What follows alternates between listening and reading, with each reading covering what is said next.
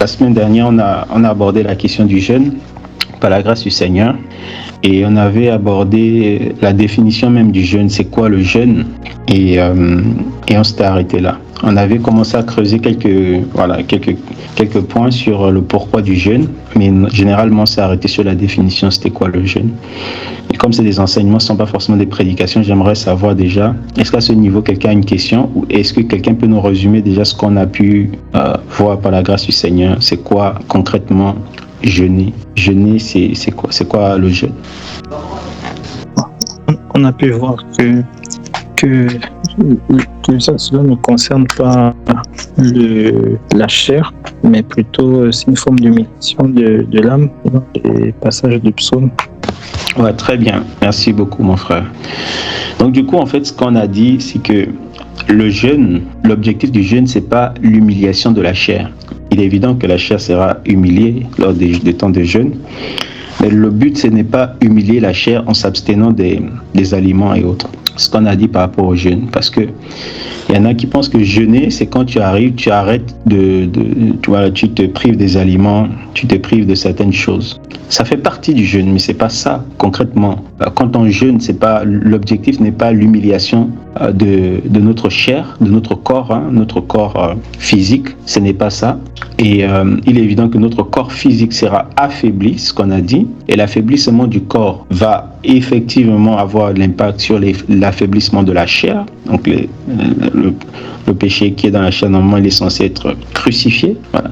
Donc l'affaiblissement de la chair, le jeûne va avoir un impact justement sur notre corps, donc ça va affaiblir justement la chair. Et on avait dit en fait que le jeûne, ce n'est pas un moyen pour pouvoir vaincre le péché. On ne vainc le péché que par la foi. Et la foi, on la croit. Et bien évidemment, le jeûne en fait partie. Voilà. Mais ce n'est pas le moyen pour pouvoir vaincre le péché. On ne triomphe pas du péché en jeûnant plusieurs jours. Non, c'est pas ça. Mais on triomphe, bien sûr qu'en jeûnant plusieurs jours, on peut avoir la victoire sur le péché, sur un péché, mais ce n'est pas tant à cause du fait qu'on s'est abstenu des aliments. C'est ce que j'aimerais juste faire comprendre. Il y a beaucoup de choses beaucoup plus subtiles, beaucoup plus profondes que cela. Et donc on a dit que le jeûne, d'après le psaume 35, qu'on avait lu, le psaume 35, le verset 13, David disait que je mettais un sac, j'humiliais mon âme par le jeûne. Je priais et autres, tout ça. Donc, le but du jeûne, par rapport à David, c'était pour humilier son âme devant le Seigneur. Et là, j'ai besoin d'un lecteur, si vous pouvez nous prendre Lévitique chapitre 16, s'il vous plaît, le verset 29. Et voici une prescription que vous devez observer en tout temps. Le 10e jour du 7e mois, jeûnez et interrompez toute activité, aussi bien vous, les Israélites, que les étrangers installés chez vous. En effet, c'est le jour où l'on effectue sur vous le geste rituel du patron des péchés et de la purification, et où vous êtes ainsi purifiés de toutes vos fautes devant le Seigneur. Voilà, très bien. Donc c'est le jour où on fait l'expiation, donc le pardon. C'est le jour où il y a l'expiation, c'est celui qui a pris sur lui les péchés. C'est là où l'animal prend les péchés des hommes. Et c'est le jour où il y a la purification, il y a la délivrance. Et le jour de la délivrance, le jour de la purification, c'est que Dieu demandait aux Juifs, c'était de pouvoir humilier leurs âmes. C'est comme ça que c'est écrit dans d'autres versions, n'est-ce pas, pour ceux qui ont d'autres versions?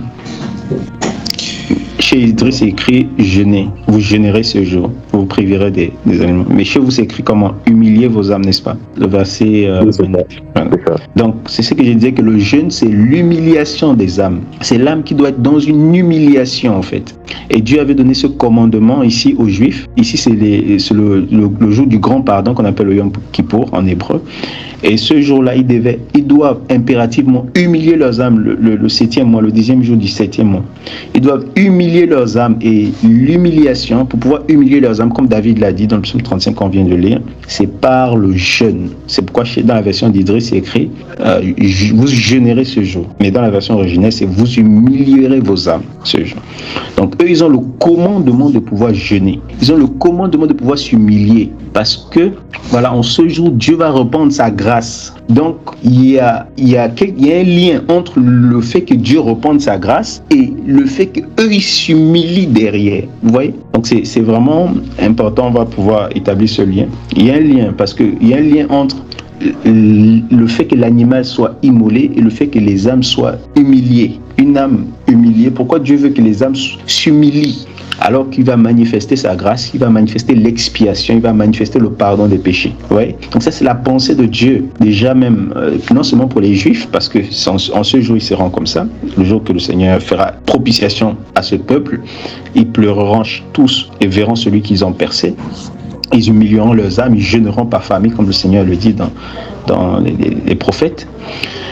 Mais nous, en ce qui nous concerne, c'était pour prendre la définition justement du jeûne, faire comprendre que le jeûne, c'est vraiment l'humiliation des âmes.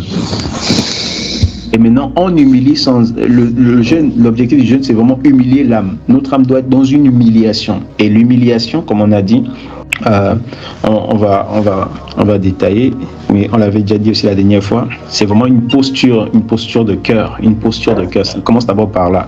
Ce n'est pas d'abord la privation des aliments. C'est vrai, en privant les aliments, ça contribue aussi à humilier notre âme. Mais sauf que Dieu nous a dit attention, il ne suffit pas de vous priver de certains aliments pour que votre âme soit humiliée.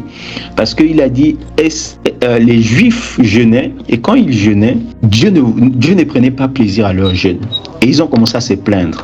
Voilà, dans Isaïe chapitre 58 qu'on avait lu, on va revenir un peu. Isaïe chapitre 58, c'était le verset 3. Mon frère, si tu veux prendre, sinon je peux prendre rapidement.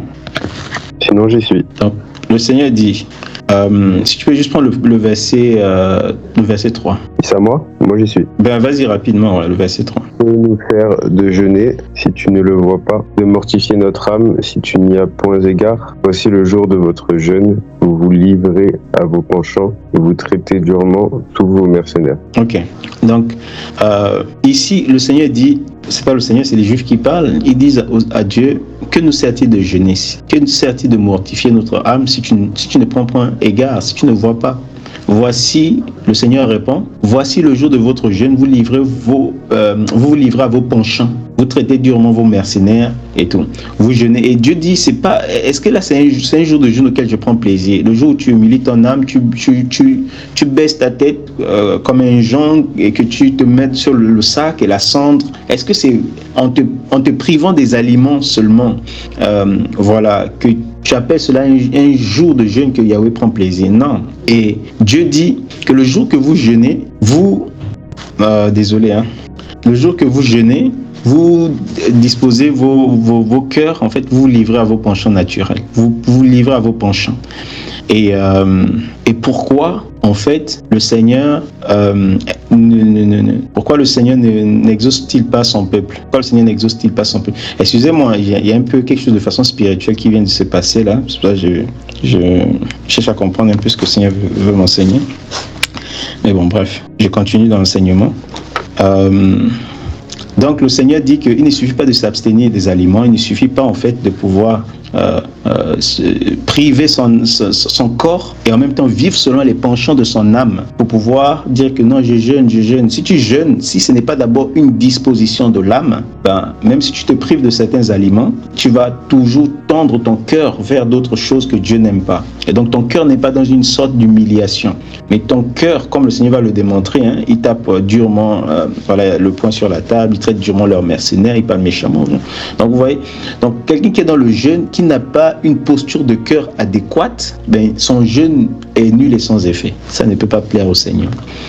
Donc c'est pourquoi le jeûne commence d'abord dans le cœur, une humiliation de l'homme intérieur, donc du cœur, et ensuite tu peux te priver de certains aliments, notamment le manger, le boire, et ça peut aller plus loin, comme on a dit, le numérique, les WhatsApp, les Facebook et tout ça, pour te consacrer davantage à la prière. Ouais. Te consacrer à la prière, pas seulement à la prière, mais aussi à l'aumône, parce que c'est quand on jeûne qu'on doit être prêt justement à pouvoir aussi faire l'aumône. Sauf à part si c'est vraiment un jeûne où le Seigneur te demande de te retirer, aller dans un lieu désert comme lui-même aussi il a fait. Et donc pourquoi pourquoi il fallait humilier nos âmes, on le verra, donc c'est le pourquoi du jeûne.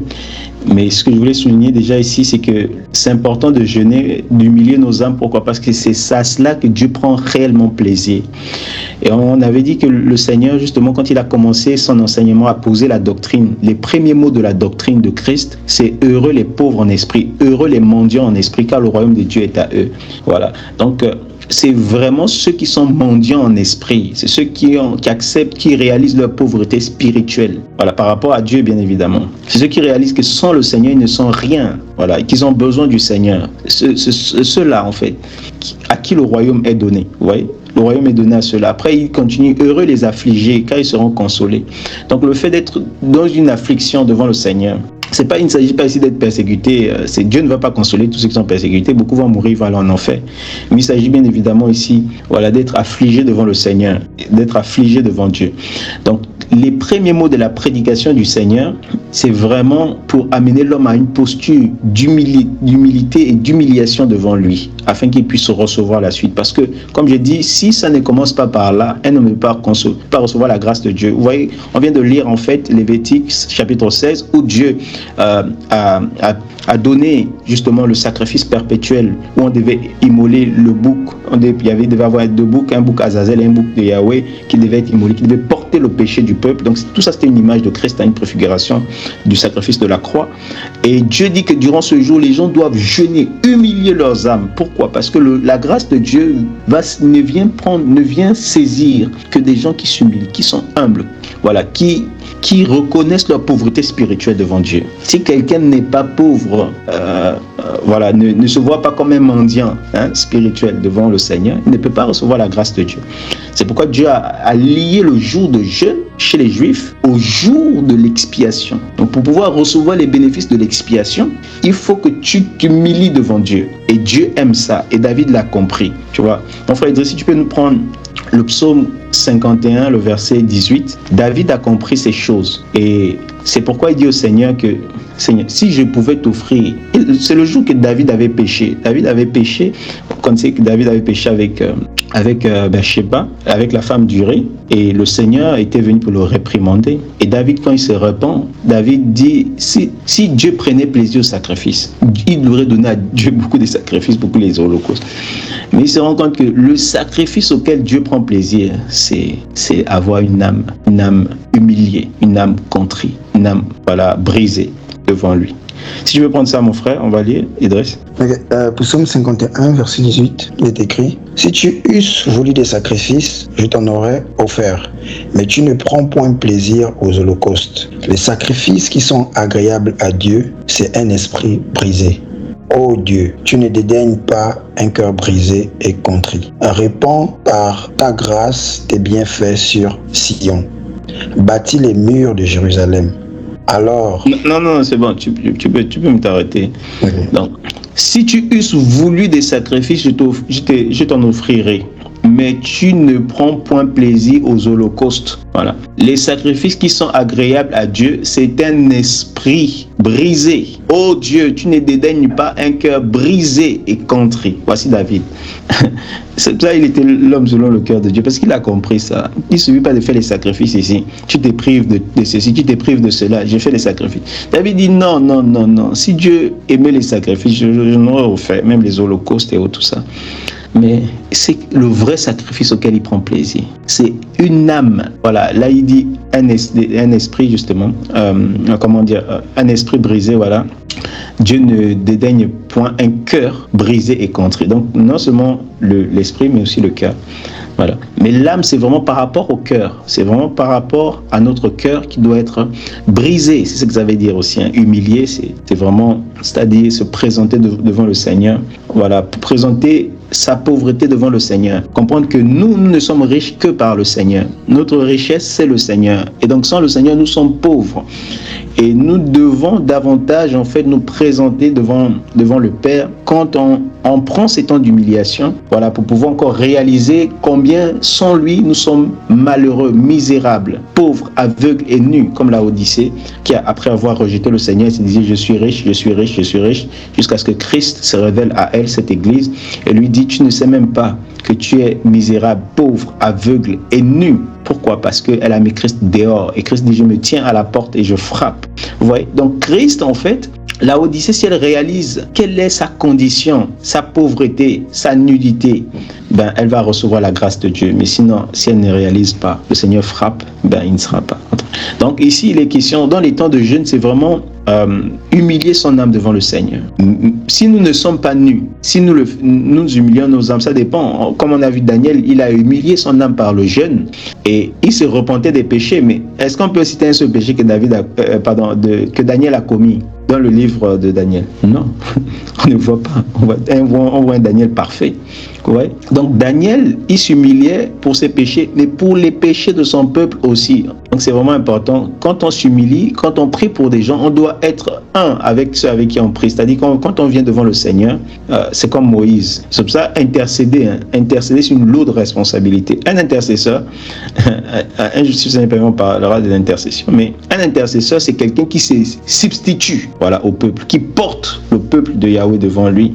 Et quand Dieu le regarde, il voit le peuple. Il voit les personnes pour qui il prie. Il se met à leur place. Il se tient dans leurs conditions pour pouvoir demander pardon à Dieu. C'est ça un intercesseur. C'est quelqu'un justement qui est rempli de miséricorde. Et sa miséricorde le pousse à se tenir à la place des autres tout en implorant la clémence, la grâce de Dieu. Bon, ça c'est si on jeûne bien évidemment et on s'humilie devant Dieu pour des personnes. Donc ici, David nous fait comprendre que le sacrifice qui plaît à Dieu, en fait, c'est pas les sacrifices extérieurs, c'est le sacrifice intérieur, c'est l'homme intérieur. Voilà, que ce soit l'esprit, premièrement, mais le cœur brisé. En ce qui concerne le jeûne a pour but de humilier notre cœur. Et pourquoi? Ben, le Seigneur va le dire, regardez, si on prend Ésaïe chapitre 57, le verset 15, le Seigneur va le dire en fait, pourquoi il nous demande d'humilier nos âmes? Pourquoi il nous demande en fait de nous humilier devant lui? Il y a un but. Donc là, on commence à rentrer dans le pourquoi, le pourquoi du jeûne, pourquoi on doit s'humilier, pourquoi on doit se priver de certaines choses. Ok, Ésaïe 57, verset 15. Car ainsi parle le Très-Haut, dont la demeure est éternelle et dont le nom est saint. J'habite dans les lieux élevés et dans la sainteté. Mais je suis avec l'homme contrit et humilié, afin de ranimer l'esprit humilié, afin de ranimer les cœurs contrits. Très bien. Je ne veux... Non, c'est bon. Ok. Il ne veut pas contester à toujours, voilà. C'est la suite. Mais vous pourrez lire la suite si vous voulez. Mais je pense cette portion-là pour nous montrer en fait que Dieu, qui est saint, qui demeure dans la demeure éternelle, dans les hauts élevés, dans les lieux élevés, autant pour moi, comme il le dit, dans sa sainteté, il vit dans la sainteté. Il dit, il est avec l'homme contrit et humilié, afin de ranimer les esprits humiliés, afin de ranimer les cœurs contrits. Contrit, on a déjà expliqué, ou humilié, ça veut dire simplement briser en morceaux. Donc, Dieu pour te réanimer, pour te donner en fait une portion de lui, encore pour accomplir des choses glorieuses au-dedans de toi, il faut que tu te présentes humilié devant lui. Parce qu'il est avec l'homme contrit, l'homme qui a le cœur brisé. Vous voyez ? Il est avec des personnes qui s'humilient en esprit, qui s'humilient dans leur âme, dans leur cœur. Donc c'est pourquoi David a compris ça. David dit non, voici le sacrifice auquel tu prends plaisir. Donc David, c'est pourquoi il a humilié son âme devant le Seigneur. Vous voyez, quand il a péché, ben, il s'est privé, il a jeûné pendant 7 jours en humiliant son âme, en humiliant son cœur devant Dieu. Vous voyez, il n'a pas donné des holocaustes, des sacrifices et autres. Donc il a compris que, et lui-même il a dit dans le psaume 35 qu'on a lu, il humilie son âme par le jeûne. Donc en se privant des aliments aussi. Mais comme j'ai dit, c'est d'abord une disposition d'esprit. C'est une disposition de cœur. Ton âme doit être disposée à s'humilier devant le Seigneur. Il doit avoir une condition contrite devant Dieu. Parce que le Seigneur avec des âmes contrites pour les vivifier, pour les relever, pour les réanimer. Donc quand on jeûne, si ça ne commence pas dans le cœur, on est dans l'agitation, dans beaucoup de choses. Notre cœur n'est même pas disposé à jeûner, à s'humilier devant le Seigneur et à se porter, à se tenir là comme un mendiant devant Dieu, tout en se privant du manger et du boire et en se consacrant à la lecture, à la parole et autres, tout ça. Le jeûne qu'on va faire, ce sera un jeûne charnel. Et c'est ça en fait que le Seigneur a réprimandé. On y reviendra si le Seigneur permet. Voilà, quand on va parler de comment jeûner aussi. Ne pas faire un jeûne charnel, mais faire vraiment un jeûne qui plaît au Seigneur, un jeûne agréable à Dieu, parce qu'on peut se priver, mais c'est charnel, c'est la chair, et la chair produit la chair. Et donc nous, dans notre passage qu'on a reçu, au début de nos temps, voilà, en tout cas durant nos temps de jeûne et de prière, là, 2 Chroniques 7:14, si mon peuple sur qui a invoqué mon nom s'humilie, prie, recherche ma face, se détourne de ses mauvaises voies, s'humilie, prie. Donc il ne suffit pas de s'humilier, mais il faut prier. Il ne suffit pas de prier, il faut rechercher la face du Seigneur. Comme ça veut dire en fait persévérer. Et il ne suffit pas en fait de persévérer, de s'humilier, de prier. S'humilier, on a dit c'est le jeûne, hein, c'est une humiliation par rapport à l'âme et autres, tout ça. En se privant de certains aliments, l'eau et la nourriture. Il ne suffit pas de s'humilier, de prier, de rechercher la face du Seigneur, mais il faut se détourner de ses mauvaises voies. Alors, je l'exaucerai du haut des cieux, je pardonnerai son péché, je guérirai son pays.